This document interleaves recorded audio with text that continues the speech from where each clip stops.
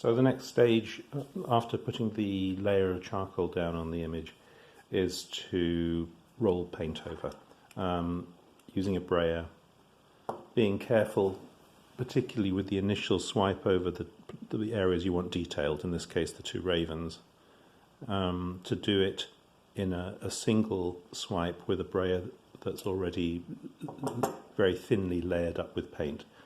That reduces the risk of smudging. Once the first layer has gone over, you can be a bit more rough with it. So here it is, and what you've got to remember is the colours you're seeing, because of the process, the colours on top here are going to be on the bottom when it finally comes out on the page. So actually we get a slightly better impression of what's going on if we very carefully turn it over and see from the other side. I can't hold it that way reliably, so I'm going to pop it back.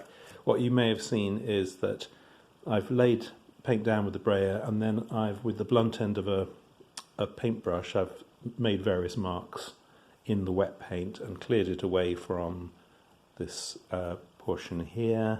I've been very rough, and it's very impressionistic, and that's the intention here. So now I've got to wait for that to dry before the next stage.